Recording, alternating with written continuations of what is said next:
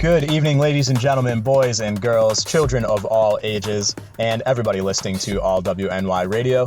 It is Friday at 6 o'clock, and you know what that means. It is time for another edition of Cory Comments On. Welcome, everybody, McKnight. You can join me every Friday at 6 p.m. right here on All WNY Radio for the show, and I am certainly glad that you joined me today for the show here on Friday, October 18th, 2019. Holy shit, it's already October 18th? I didn't even realize that almost till I just read that. We are more than halfway through October. That is crazy. Halloween season is like upon us. The fall weather in full swing. Leaves are changing. Wind is blowing. It's getting colder and grayer by the day. And we fucking love it here in Western New York. We can't get enough of it. We love it so much we have it like 7 months out of the year. It's cold and gray. Fucking can't get enough. I hate it. I can't tell you how much I hate it. If you couldn't tell that I was being sarcastic, I'm going to put a fucking disclaimer right there. I hate it, but we'll survive like we do every year. But other than just being damn near over halfway through October, October 18th is National No Beard Day, which is just jokes. That's jokes. If you are a guy out or a girl out there who sports a beard, today is supposed to be the day that you shave it off. It's like shaving day. I don't fucking know. No beard day.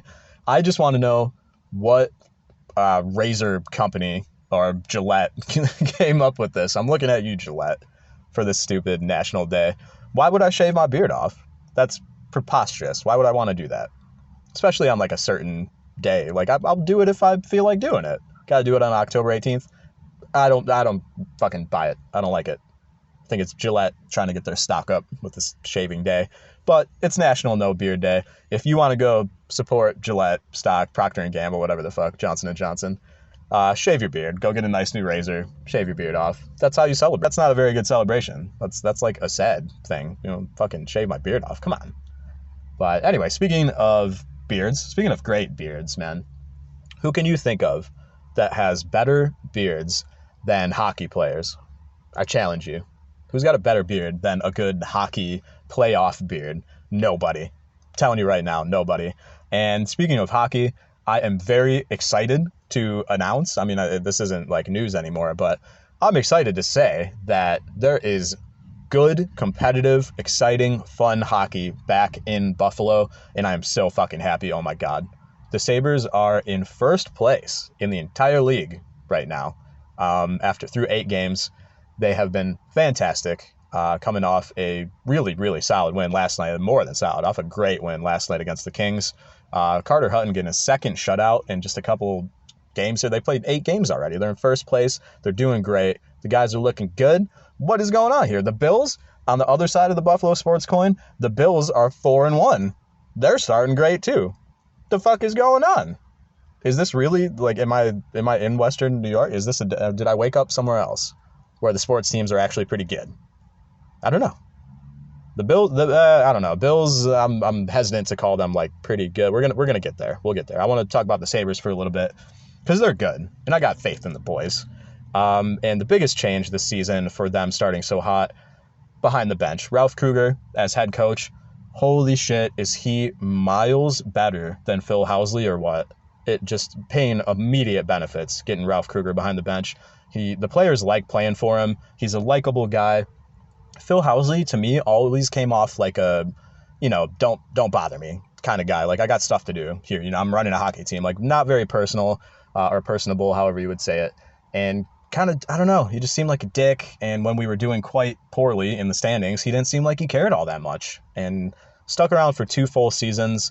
Man, what a waste of time on that guy. Holy shit. Because the pieces that have come together this year to have such a good start and look like a completely different team were basically already there under Phil Housley. We haven't made any like major changes in the past couple seasons. There's been some additions here and there, a couple subtractions as well, but the biggest thing is that I don't think the guys liked playing for Phil Housley.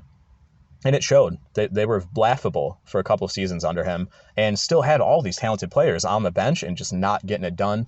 Guess what, baby? Getting it done now. The engine is rolling forward. The diesel. What was the Deion Dawkins thing where he was talking about mac and cheese? That is the best Buffalo sports soundbite probably ever, where he was describing the Bills, and it's appropriate for the Sabres too. Like, you got to get it going slowly. You know, you put diesel in the engine in the truck and get the engine going, then you put the sauce in the mac and cheese, and you stir it, you keep stirring it. Dude, that was so funny. I love Deion Dawkins. But the Sabres are stirring that mac and cheese, and they're getting it nice and juicy, or whatever the fuck he said. And it's been going really good, and you love to see it.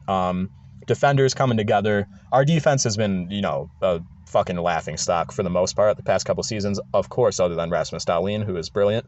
But they've really shored it up. A couple of key additions. Colin Miller, can't say enough good things about that guy. So solid, great addition, and they've just come together so much better in front of the goalies. And there's finally solid goaltending too. It's crazy. Carter Hutton, I wasn't a big believer in. It's hard to argue with him right now. The 2 shutouts early in the season. It's only been 8 games so far for Buffalo. 2 shutouts already. He played brilliant last night. 47 saves, standing on his head. They were throwing everything they could think of at him, and he shut them all down. And 2 shutouts already. So way to go, Carter Hutton. I really hope that solid goaltending between him and Allmark can last for an entire season, but I always hope for that, and you know how that goes. But I have way more faith this year than I've had in quite a while. The forwards are filling the net. That's probably the best thing that I can say right now, is that the Sabres finally have the firepower in line, and it's producing. Like I said, we've had these pieces, these talented players, for a few seasons now that have come together around a young core.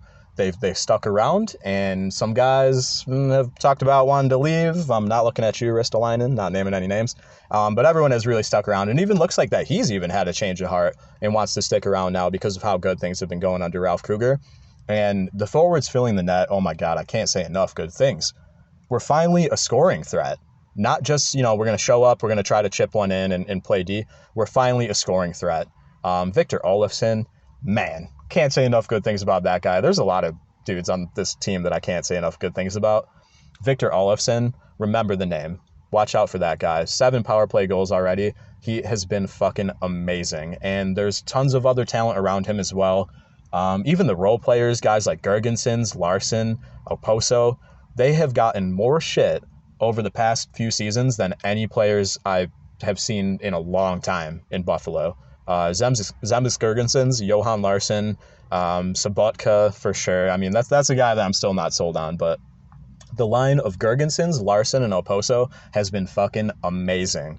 They are grinding, kicking ass, playing their roles right to a T, and it's great to see. It feels like the entire team is just kind of re-energized, completely different identity, full turnaround from these past couple of seasons where they were in the basement of the league, not playing for the coach, not playing for each other.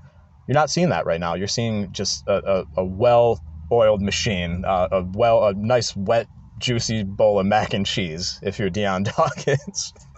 I love it. That shit is so good. I wish I could open the show with that soundbite of Deion Dawkins and the mac and cheese. But Sabres, dude, playoffs, baby. I'm saying it right now. Playoffs for the Buffalo Sabres. On the other side of the coin, real quick, I do want to touch on the Bills too, because they've had a hot start too. And I'm a Buffalo Bills fan, and I love the team. I'm not quite as high on the Bills as I am on the Sabres so far. They got very, very fortunate in a couple of their wins to be sitting at 4-1 right now. The one loss coming to the Patriots, so big shocker there. We lost to the Patriots, but in their 4 victories, they've looked pretty fucking decent. The defense has been fantastic. Offensively, still some question marks, definitely. But such an improvement over the past couple of seasons, starting with Nathan Peterman last year. Oh my God. We have such a better chance to win with Josh Allen at quarterback. Maybe a better chance to win than any other quarterback I can think of in recent memory for the Bills. Can you think of one that gave us a better chance to win every week than Josh Allen? I challenge you, because I'm saying it's Josh Allen. Maybe not since Jim Kelly. I don't know. You might have your favorites here and there. Trent Edwards was good for a little while, but Josh Allen gives us the best chance to win every single week, and I cannot wait to see how he develops. He's going to be an elite quarterback. I'm telling you. There's a couple things that he's going to have to clean up, and he's going to need time to be able to clean those things up. But I think that he will with the turnovers. Trying to play hero a little bit and initiate contact when he's making runs, stuff like that. I really hope he's going to grow out of that, and I think he's going to. I have full confidence in Josh Allen until he shows me otherwise. And these a couple interceptions on a couple of these games, it's not time to fucking, get this guy out of here onto the next one. He's great, man, and I think we have a good chance moving forward. Because the schedule is kind as well to the Bills for the first time in several seasons. When the schedule came out, I was like, wait a minute, we might be able to do something here. And things have gone to plan so far, sitting at 4-1, and we have a very good schedule moving forward as far as like the strength of it. We can win most of these games moving forward, and I'm not gonna go out on a fucking treetop and be yelling playoffs for the Bills. Maybe we'll whisper it. Playoffs, baby. Playoffs. Maybe for the Bills. I'm not quite as high on the Bills as I am the Sabres. They might make the playoffs, though. They're 4-1. Schedule is looking good. We'll see what happens. So Bills doing good. Sabres doing excellent so far. I'm so happy that there's good hockey in Western New York again because we're a hockey town, no matter what. The football is huge. The NFL is huge. I still think Buffalo is a hockey town. So I'm very happy to see good hockey in Buffalo. But all this stuff, maybe getting ahead of myself a little bit here, but all this stuff kind of brought to mind something that I've debated a couple times with friends and stuff, where what if one of these two teams, or God forbid both of them, actually won a championship? If they brought a championship to Buffalo, what do you think would happen? Would we burn the city down? Burn this motherfucker down? Would we go that route? Or would it be like a nonstop just party, free love, everyone is finally happy, fucking carefree, in a good mood? I don't know. A lot of people, I feel like, think that like the city would burn down if Buffalo won a championship, either between the Sabres or the Bills, or both. Let's see both of them in the same year. That would be amazing. But what do you think would happen? Would we burn it down? Would we party? Would we be happy? Would we be rioting? What do you think would happen to Buffalo if either team won a championship? I'm interested to know. Hit me up on Twitter at allwny_Cory. We can talk about the Sabres. We can talk about the Bills. We can talk about your beard if you really want to, if you're going to shave it or not, stuff like that.